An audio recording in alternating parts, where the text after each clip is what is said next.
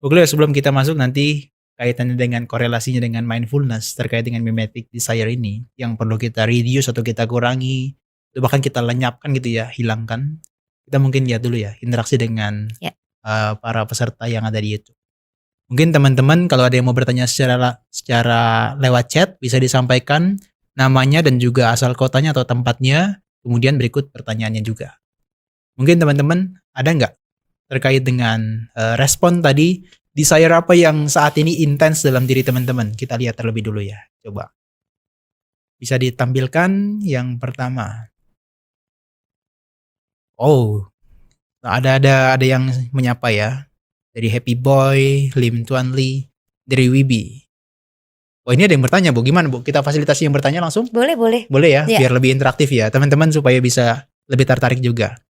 Ini dari Wibi, Sam, apakah keinginan bisa disamakan dengan kemelekatan? Nah, ini saya tanyakan tadi ya. Apakah kalau di kita ini desire dengan attachment ini bisa disamakan? Menurut Bu Cleo gimana? Iya, kalau kalau attachment itu maksudnya adalah kegandrungan. Ya. Iya, betul. Iya, Heeh. benar-benar dia sudah menggandrungi gitu ya. Iya. Jadi desire ini sebenarnya adalah pintu masuk gitulah untuk kemudian Oke. menuju kepada kemelekatan. Karena sifatnya dia itu sebenarnya masih dekat, masih lebih dekat dengan feeling, dengan Yes. perasaan Betul. gitu. Jadi yang namanya perasaan itu kan berarti di sana ingin mempertahankan sesuatu yang kita sukai, menendang jauh-jauh hal yang kita tidak sukai dan menganggap sesuatu yang netral itu membosankan. Seperti itu. Sifat dari desire seperti itu. Jadi tapi itu jika kita tidak kenali bagaimana kemudian mekanisme dia bekerja, termasuk akarnya yang mimetik ini, itu adalah pintu masuk untuk kemudian menuju kepada kemelekatan, kegandrungan dan berbagai macam penderitaan yang lebih lainnya seperti itu. Setuju sih kalau di Buddhis memang begitu juga ya. Kalau kita belajar hukum sebab akibat gitu ya. Sebab musabab yang saling bergantungan. Itu memang kan kalau kita melihat sesuatu kita merasa ya, feeling kita merasa wah nyaman dengan dia. Itu langsung diikuti dengan yang namanya desires. Nah, kalau udah desires dia intens gitu ya, dia menjadi sangat kuat, menjadi gandrungnya kuat. Dia jadi attachment, jadi kemelekatan. Ya. Sampai kalau orang ya, kadang-kadang kan kita pernah ya Bu Cleo ya. Mungkin kalau kita menginginkan mobil baru atau rumah baru begitu kan ya. Ketika kita lihat, wah itu rumah yang atau mobil yang saya inginkan loh. Tapi dia belum tercapai. Nafsu keinginannya tuh bergejolak di dalam pikiran itu. Ya. Sampai nanti dia mau tidur, menjelang tidur karena dia makin kuat attachmentnya itu, keinginannya itu. Itu bisa muncul dalam mimpinya. Mungkin Bu Cleo pernah mengalami itu juga ya. Iya, Sampai betul. muncul di mimpi. Sampai muncul. Seakan-akan saya udah membeli mobilnya, saya udah membeli rumahnya dan sebagainya. Itu emang begitu ya fasenya ya, dari mulai perasaan yang menyenangkan, kemudian ke nafsu keinginannya muncul, langsung diikuti dengan kemelekatan yang sangat intens dan kuat. Dan akarnya memang kalau kita coba untuk telisik lebih dalam itu kebutuhan untuk mengisi kekosongan yang ada di dalam diri kita gitu loh. Kita merasa bahwa dengan kita berhasil mendapatkan apa yang kemudian kita inginkan, kekosongan itu seperti potongan-potongan puzzle gitu loh. Ketika kita berhasil mewujudkan misalnya keinginan untuk menjadi terkenal, keinginan untuk misalnya memiliki benda-benda yang mewah yang bisa mempermudah kehidupan kita kayak gitu tuh, ini potongan puzzle yang pertama, ini kedua sehingga bisa kemudian membentuk gambaran yang utuh tentang diri kita. Sebegitu kalau diceritakan kita bicara seperti ini gitu kayaknya masa sih kayak nggak masuk akal gitu ya. Masa sih dengan pemenuhan keinginan itu gitu terus kemudian orang bisa merasa dirinya jadi utuh dan lengkap kayak begitu gitu. Padahal malah menimbulkan sebuah ketidakutuhan yang baru malahan ya. Karena lupa bahwa pada dasarnya manusia itu kan selalu berubah gitu. Realita, sifat dasar dari realita itu kan selalu mengalami perubahan ya, ketika kemudian keinginan itu sekarang, saat ini, nanti pada saat barangnya sedang dalam perjalanan sudah tidak ingin yang itu lagi gitu loh. Berubah keinginannya gitu. Apalagi kalau sudah sampai itu bahkan lupa kalau pernah pesan barang tersebut gitu. Ini yang apa ya? Ini yang pesanan yang kapan? Kayak begitu gitu. Kurirnya happy padahal tuh ya kalau dia lupa. Oh ya, saya bawa pulang aja kalau gitulah. Oke, next mungkin ada interaksi dari teman-teman sekalian, kita bisa lihat lagi dari YouTube. Ini dari Isabella Lim. Ini dari Darvina. Oh, ini teman saya nih. Ini juga salah satu kuliah di psikologi nih, Bu. Oh. Dari Balikpapan, izin bertanya Bu, apakah pemahaman anicca, dukkha, dan anatta dapat membatasi keinginan seseorang sehingga hidup lebih bahagia? Bagaimana kaitannya secara psikologis? Wah, ini udah mainnya langsung ini. Bu Cleo ditembak langsung, bagaimana kalau anicca, dukkha, anatta? Padahal kita bahas mindfulness-nya aja belum ya. Oke, Iya. silakan Bu Cleo. Ini saya atau sama Nira nih? Itu soalnya ada Bu-nya. Oh gitu ya. Maka Bu Cleo yang jawab. Ya, oke. Dari Isabel ya. Ya. Ya, ini pertanyaannya langsung mendalam, langsung keren banget gitu ya, membahas tentang konsep anicca, dukkha, dan anatta gitu ya. Apakah dapat membatasi keinginan seseorang sehingga hidup lebih bahagia? Sebenarnya kalau ini satu hal yang kemudian juga perlu digarisbawahi, orang kadang sering mencampur adukan antara konsep bahagia dengan konsep kesenangan gitu loh. Jadi yang disebut kebahagiaan itu sama dengan kesenangan, dan kesenangan itu didapatkan antara lain karena apa ya? Karena keterbutuhnya keinginan. Yes. Padahal yang disebut bahagia itu sepemahaman saya adalah justru dengan memiliki keinginan sesedikit mungkin. Ya. Itu kan berbeda sekali ya antara dua hal tersebut, bukan dengan mendapat yang kesenangan, mendapatkan keinginan akan senang dengan segala karakteristik kesenangan yang tadi itu yang kita sudah diskusikan, tapi kalau kebahagiaan ya keinginan sesedikit mungkin gitu. Lebih sering kemudian belajar untuk melepas Letting gitu go ya. Kalau kita kaitkan dengan mindfulness gitu ya, dan memang betul tadi Isabel bahwa memahami bahwa segala sesuatu itu realita itu seperti bawang ya, kalau saya suka mencontohkan layernya ya. yang kemudian bawang itu sepertinya bawang yang utuh gitu, tapi semakin dikupas itu kemudian kamu tidak ada intinya gitu. Dan itu selalu kemudian mengalami perubahan gitu ya.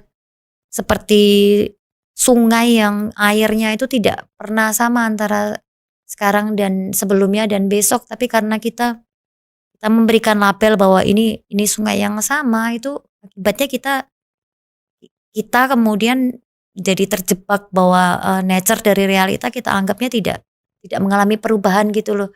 Yeah. Karena dia mengalami perubahan jadinya tidak memuaskan gitu. Hal yang sekarang kita anggap keinginan kita, terus terpenuhi keinginan itu ya, menjadi terkenal gitu ya. Tapi kan itu berubah. Selain bahwa kita toleransi atau batasnya kita juga bisa meningkat. Tadinya di like itu 100 gitu ya. Berikutnya apa ya, cukup 100. Kalau 90 itu udah parah gitu. Kita akan bisa jadi stres, bisa jadi kemudian bertanya gitu, ada yang salah apa dengan postingan saya dan seterusnya. Harus tetap meningkat terus gitu ya. Padahal yang namanya like dan komen itu kan juga tadi sangat ditentukan oleh system of desire. Algoritma juga tidak simply tergantung pada kualitas postingan kita, sehingga jadi tidak puas, berubah, tidak puas, dan semua itu ya memang seperti bawang yang tidak ada intinya itu tadi. Pemahaman terhadap hal tersebut tentunya akan bisa membantu. Saya mungkin agak ngeri kalau membuat hidup lebih bahagia ya, tapi paling tidak hidup lebih tidak menderita. Lebih tidak menderita. Bu Cleo, tadi yang saya soroti adalah kebanyakan orang di dunia ini justru adalah mengamplifikasi nih yang positif dalam dirinya. Tadi adalah bentuknya jadi kesenangan. Jadi kesenangannya dicari sebanyak mungkin lewat material atau lewat panca indera itu. Saya pengen sesuatu, melihat sesuatu, dicari tuh. Sampai kadang-kadang mereka lupa. Mereka tuh harus bayar mahal untuk mendapatkan itu semua sebetulnya. Nah, kalau itu yang dicari, itu kan sudah bertentangan sebetulnya ya dengan konsep kebahagiaan yang kita pahami sebetulnya ya, atau yang sebenarnya. Iya, betul. Dan kalau sekarang kan juga sudah ada versi-versi plot twist juga ya. Cari kesenangan tapi sedikit saja gitu loh, icip-icip kesenangan secukupnya. Seperti itu. Padahal yang disebut kesenangan secukupnya itu seberapa cukup.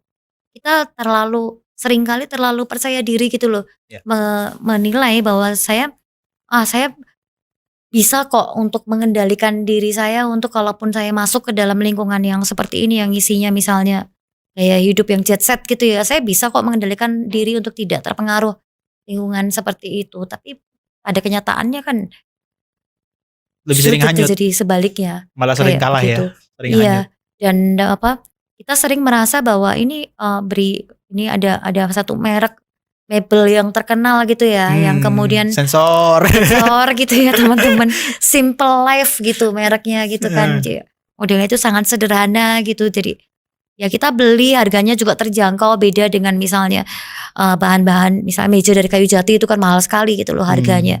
Tapi kan kita punya baru sebentar rusak, beli lagi. Punya baru sebentar rusak, punya baru sebentar keluar model baru. Itu kan jadi tidak sederhana ya. Padahal tampaknya kan ini nggak mahal kok, ini bukan barang mewah kok. Ini yang saya cari fungsional, bukan berarti kemudian cari fungsional kemudian jadi asal-asalan gitu loh. Seperti itu kan justifikasi yang kemudian kita berikan pada diri kita sendiri bahwa enggak kok, saya tuh bukan full blown hedonis, saya sering mengistilahkan gitu ya. Apa tuh Hedonis istilahnya? pada level yang maksimal gitulah, yang pokoknya semua dari ujung kepala ke ujung kaki sampai kemudian semuanya itu harus yang merek yang Branded. termahal, yang branded ya. Dan brand-brandnya juga sampai kelihatan gede-gede gitu loh, yang seperti itu. Padahal justru malah barang-barang yang sangat berkualitas itu brandnya justru malah kecil aja sebenarnya gitu. Tapi kelihatan kualitasnya seperti itu. Nah ini kan jadi ada banyak gitu loh sama Neram yang ingin saya sampaikan, konsep-konsep yang terkait sama kesenangan itu. Jadi mulai dari yang full blown sampai kemudian yang icip-icip, yang kemudian ngomongnya simplicity gitu ya, tapi ganti terus setiap bulan karena rusak terus yang kemudian dibeli, dan akhirnya malah jadi sangat mahal dan berbagai varian lainnya gitu. Tadi Bu Cleo ada singgung tentang barang-barang branded itu nggak harus terlihat mereknya ya. Sebenarnya gampang Bu, saya kasih tahu caranya. Kalau mau bedakan barang branded khususnya wanita ya, tas lah. Itu gampang lihatnya itu kalau dia bawa tas branded atau enggak. Lihat ketika dia lagi hujan. Kalau barang branded, kalau dia lagi hujan, itu tasnya dimasukin ke dalam bajunya. Tapi kalau nggak branded dan itu KW misalnya, jadi tutup kepala. Itu gampang bedakannya sebetulnya. Oh gitu ya. Karena dia mikir ini murah kok, cuma orang nggak tahu aja. Atau jangan-jangan dalam dirinya nggak tahu aja, tas gini aja gue taruh di kepala nih. Nah itu dia ya, kalau ketika kita itu harus, ada juga dalam salah satu diskusi gitu ya, yang ketika kita itu harus sangat ngiman-ngiman gitu ya. Ngiman-ngiman itu artinya sayang banget gitu ya. Jadi ketika tadi kita kembali lagi ke iPhone ya, karena sudah terlanjur disebut di awal iPhone 15 gitu ya.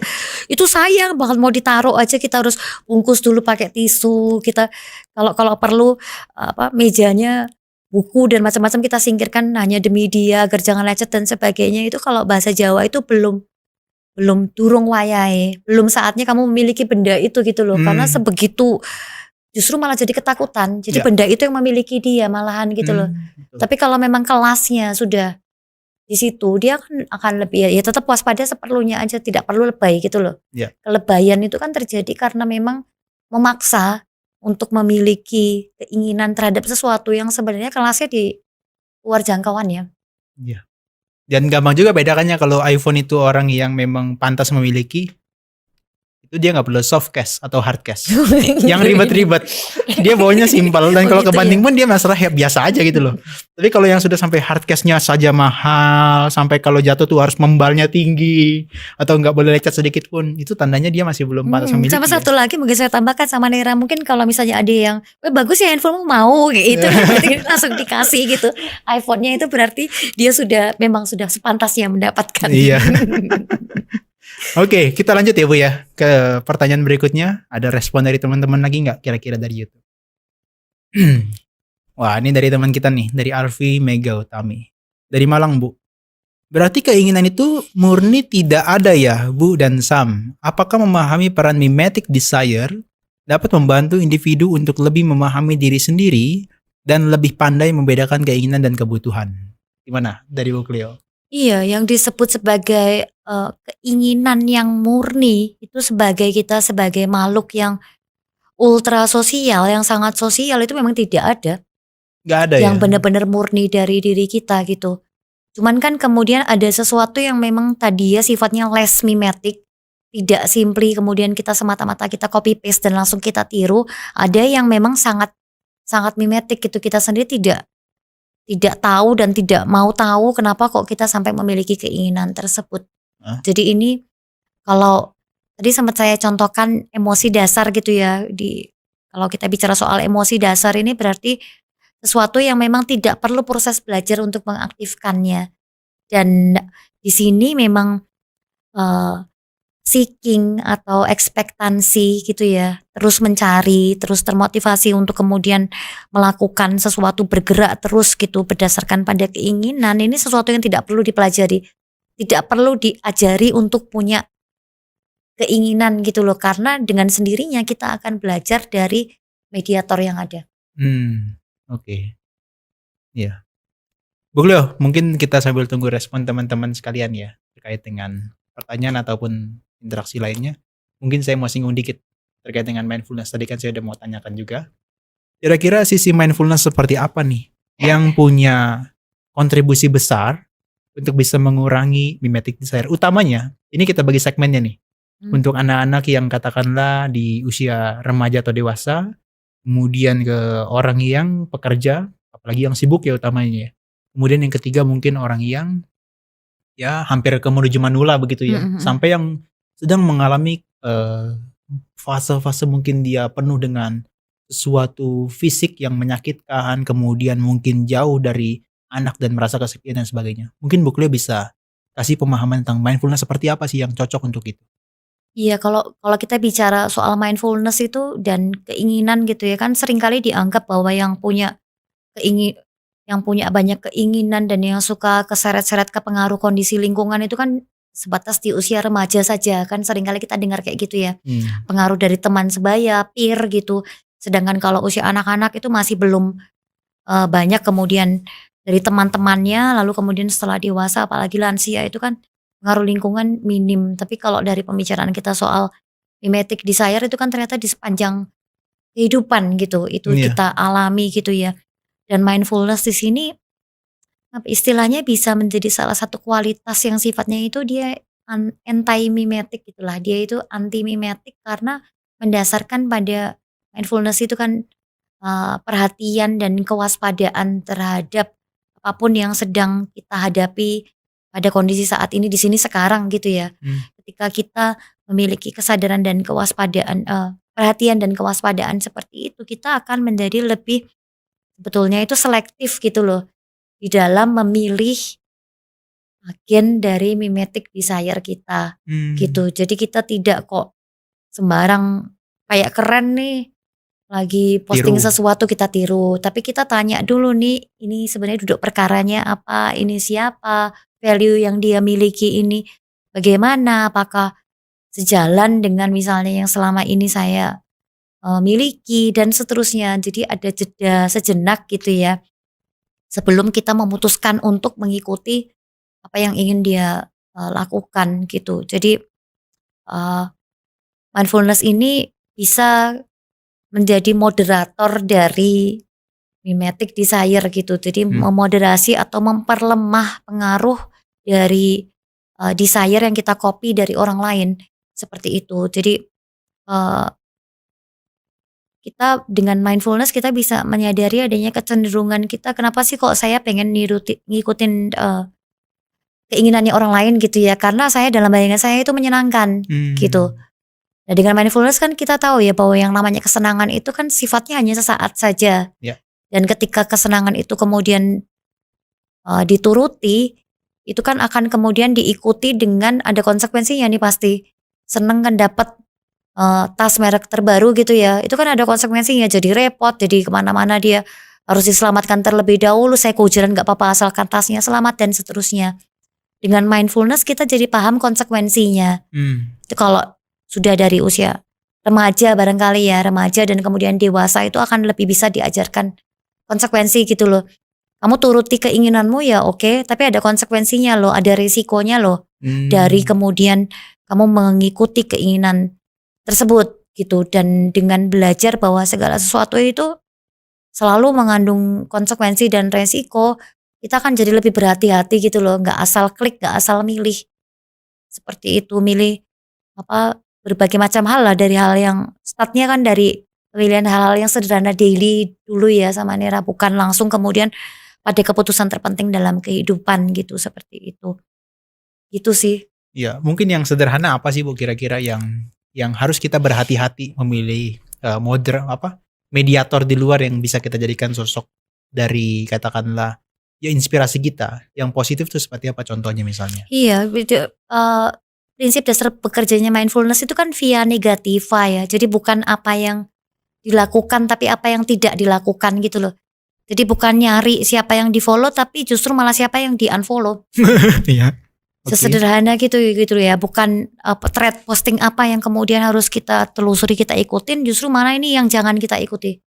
Kalau mau nyari mana yang kita, wah ini bermanfaat nih meskipun sedikit, ini bagus juga nih, lucu juga nih, suatu saat siapa tahu berguna.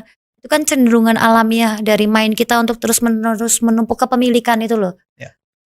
Selalu akan bisa nemu gitu, wah dari sisi sini ada positif di sini, positif di sini, positif di sini, akhirnya jadi bingung. Jadi akhirnya kita blended ya, sekian banyak semuanya malah akhirnya jadi full blown mimetic desire bisa jadi karena cuplik dari sana sini.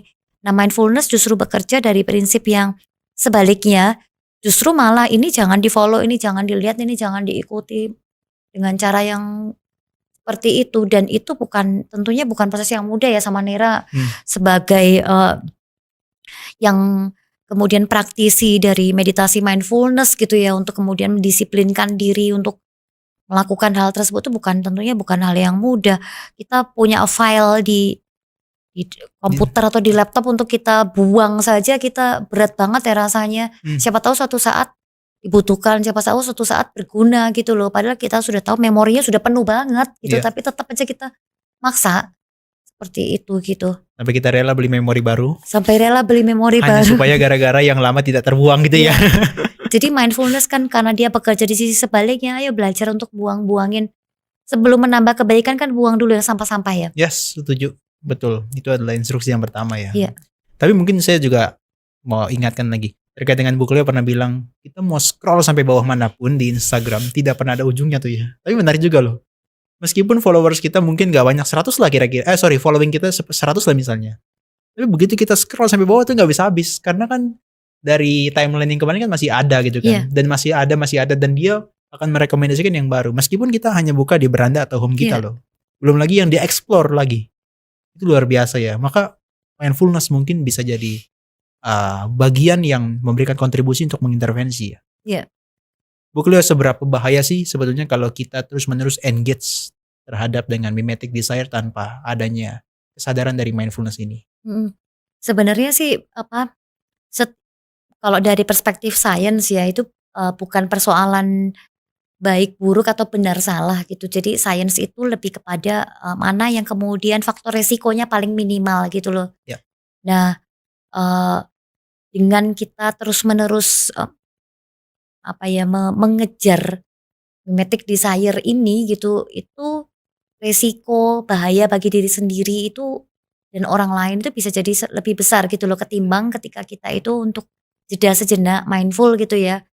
Ini tidak perlu, ini kemudian harus dibuang, ini stop, ini kemudian memang masih diperlukan daripada kita menghabiskan effort untuk berhenti sebentar gitu. Jadi daripada lari terus gitu ya, berhenti sebentar gitu untuk dilihat ini tracknya sudah benar, udah cocok atau belum nih, jangan-jangan dari tadi lari ternyata bukan ini di jalan yang kemudian harus ditempuh seperti itu. Kalau ditanya seberapa bahayanya ya sebahaya kalau kita lari di track yang kita bahkan nggak tahu nih tracknya menuju ke arah mana gitu. Tahu-tahu depannya jurang, udah nanggung lemplung aja sekalian. Kan kemudian banyak kita temui ya peristiwa-peristiwa ekstrim di dalam kehidupan itu kan terjadi karena merasa sudah nanggung. Gitu ya, nanggung sudah ya. Terlanjur menempuh jalan ini, gengsi dong, masa harus putar balik gitu loh. Betul. Ego lagi kan, kembali kepada konsep self kita lagi gitu loh, bahwa ini investasinya sudah terlalu banyak ini untuk mewujudkan yang kita tadi pikir keinginan kita, kemudian kita sadar ini kayaknya bukan keinginan saya, tapi ya udahlah, sudah terlalu banyak kemudian yang saya korbankan untuk ini, sehingga kemudian kita untuk kemudian memutuskan meninggalkan itu kan sesuatu yang sangat sangat berat, konsekuensi sosialnya juga berat gitu ya. Kita dapat sanksi sosial juga kalau selama ini difasilitasi oleh lingkungan gitu loh. Kamu katanya pengennya apa? Oh, saya pengen kuliah di tempat ini, ya udah, dari keluarga support, dari orang tua mengusahakan dengan berbagai macam cara kayak gitu ya, untuk kemudian mendukung perkuliahannya, tapi habis itu ternyata bukan itu, ternyata keinginan saya, itu kan sesuatu yang luar biasa gitu loh, kemudian disampaikan gitu. Iya iya, sampai kemarin saya ada satu sesi ya sama mahasiswa dari satu kampus di Bogor, ya KMB-nya bilang katanya, "Saya udah semester 5 loh." Terus dia masuk jurusan statistika atau dia ambil bidang statistika. Sampai di semester 5 dia baru nyadar, "Loh ngapain saya ngambil statistika? Malah bikin pusing setiap hari begini-begini aja." Itu malah jadi kayaknya satu hal yang dia sudah merasa udah nanggung nih. Iya. Walaupun di-cancel atau di apa, diselesaikan di sini juga, rasanya kok kayaknya malu sama orang tua dan sebagainya. Mhm. Menurut Mbak gimana? Iya, Jalan tengahnya kalau udah sampai seperti itu? kalau nanggung untuk hal yang ini kan belajar ya, maksudnya dia walau bagaimanapun mencari ilmu gitu ya, Hmm, yang untuk kemudian ilmu pasti ada manfaatnya gitu, ilmunya tadi statistika gitu ya, yang kemudian bisa dipakai at least untuk modal bekerja gitu, untuk modal kemudian, dia melakukan banyak kemudian kebaikan gitu loh. Kalau misalnya memang masih memungkinkan dan merasa sudah nanggung ya diteruskan, seperti itu. Karena orang seringkali juga begini sih, eee, sebenarnya awalnya dia dia merasa bahwa itu keinginan dia, tapi ketika kemudian dia menemui problem, masalah, itu kan along the way, "Oh ini bukan keinginan saya ternyata," gitu loh. Simply karena dia tidak ingin menghadapi risiko dan konsekuensi kalau disalah-salahkan gitu loh. oh, "Saya kan cuma ngikutin kemauanmu," kayak gitu loh, sehingga dia tidak hmm, harus bertanggung jawab terhadap apa apa yang yang dia pilih? sudah pilih. Dan pilihannya itu kan yang namanya kita memutuskan untuk memilih suatu itu kan seringkali juga jalannya terjal dan berliku gitu ya, pada saat kita merasa sudah tidak sanggup lagi untuk, meneruskan karena itu sulit banget gitu ya. Mungkin bisa juga untuk berpikir bahwa kalaupun kita balik arah memutuskan untuk start dari awal lagi, itu juga tidak ada jaminan kalau jalannya tidak terjal dan berliku gitu.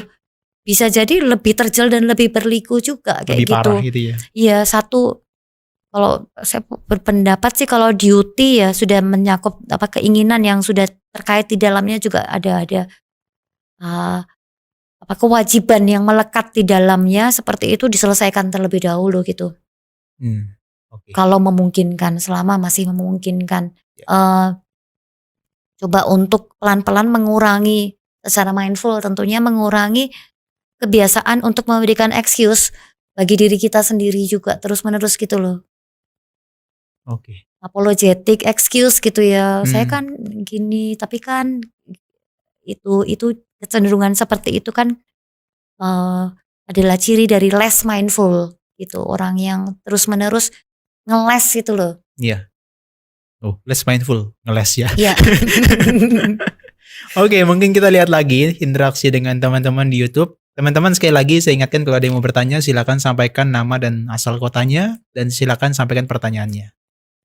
Oke, ini ada pertanyaan dari Levi. Nama budaya, ketika mulai berlatih, lama-kelamaan kita menjadi terlihat aneh di mata mereka yang biasa-biasa aja. Wah, ini problem baru nih, Bu. Bagaimana bersikap agar hubungan tetap harmonis dan tidak membuat diri sendiri tidak menjadi menderita? Maksudnya jadi tidak suka bersosialisasi, tidak suka hiburan, atau suka healing dan lain-lain. Gimana? Kayaknya ini seakan-akan kalau kita berubah ke arah yang positif, ke arah yang lebih mindful, kok kayaknya bertentangan dengan sosial kita. Gimana tanggapan Bu Cleo?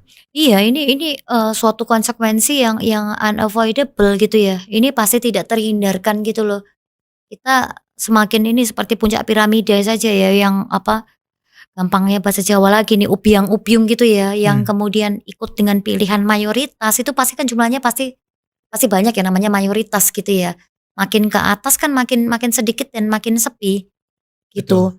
Tapi selama kita kita kemudian, ketika kita sudah mulai tidak lagi ikut dengan kebiasaan-kebiasaan, hobi, kegemaran, barang-barang yang kemudian disukai oleh lingkungan sekitar kita yang awalnya gitu ya, itu otomatis lingkungan dekat kita juga akan semakin terfilter Hmm, gitu dan, ini adalah simply konsekuensi saja gitu loh, termasuk tadi ya dianggap aneh gitu ya, kamu kadang dianggap aneh, dianggap sok-sokan gitu ya.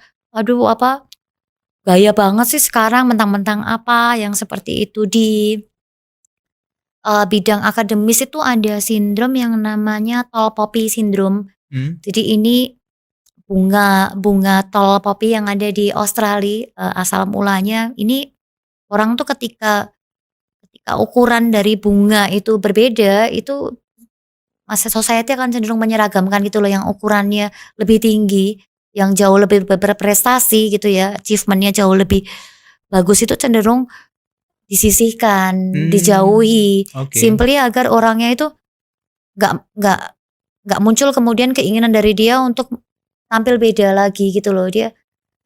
Awalnya dia ngerti dia bisa mensolusikan, tapi karena selalu yang lain teman-teman bisik-bisik, sok-sokan, seperti itu sehingga akhirnya saya nggak bisa, seperti itu. Akhirnya ya bisa jadi nggak bisa beneran karena dia ingin agar dia tuh simply untuk menjadi bagian dari lingkaran yang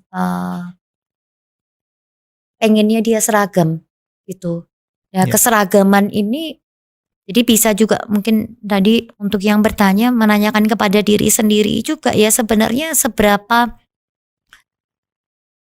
worth it juga nggak sih agar kemudian eksplorasi ya terhadap berusaha untuk lebih seperti apa sih cara main saya bekerja, seperti apa sih mekanisme keinginan dan seterusnya ini kemudian dikorbankan upaya eksplorasi untuk itu tuh simply untuk penerimaan secara sosial biar dianggap cool gitu loh, biar dianggap bagian dari inner circle gitu. Kalau memang dianggap bahwa penerimaan sosial ini pokoknya yang paling utama harus jadi bagian dari inner circle, ya pilih saja itu dengan segala konsekuensinya tentunya. Kayak begitu. Itu sih kalau dari saya, mungkin sama Nera mau. Tapi memang saya nggak bisa membayangkan ya, memang ketika kita naik sampai ke atas itu memang sepi ya, makin lama Betul. makin sepi ya. Maksudnya ya kita udah memfilter nih orang-orang yang dalam konteks yang nggak katakanlah irrelevant dengan kita, nggak relevan dengan kita ya. Iya, semakin laku mulia itu kan jalan sepi ya. Jalan Jadi sepi. Tapi gimana Bu, yang bisa menguatkan kita untuk tetap di sana terus gitu loh? Bener-bener nggak keluar dari track, malah nanti udah di atas, kayaknya di bawah lebih menarik deh. Gimana? Kalau Ibu Cleo sendiri. barangkali kalau misalnya memang sudah sampai di atas dan posisinya sudah oke gitu ya, sesekali untuk ke bawah ngelihat ini pada ngapain ya ini pada anak-anak nih pada ngapain, itu no problem karena juga kemungkinan dia untuk kemudian ikut keseret kan sebenarnya kecil ya ketika dia. Tapi kan ketika baru proses untuk kemudian belajar pelan-pelan tengok kiri kanan dan seterusnya, ini kan kemudian berisiko untuk kemudian kembali lagi kepada lingkaran yang awal gitu loh. Karena lebih enak itu sebenarnya. Kan effortless ya untuk stay di zona nyaman kita. Iya. Sedangkan untuk keluar itu resiko tadi disisihkan, dianggap sebagai orang yang aneh, digebukin, kadang dikambing hitamkan, macam-macam. Berbagai macam resiko itu ditemui dan hanya sedikit orang yang kemudian mau menempuh jalan itu gitu loh. Itu kan salah satu pilihan dalam kehidupan kan yang kemudian bisa diambil. Ya. Tapi nggak mudah ya, jalan mulia memang sepi ya seperti itu. Oh, ini dari Sada Dewi di Batu. Kok kita dekat?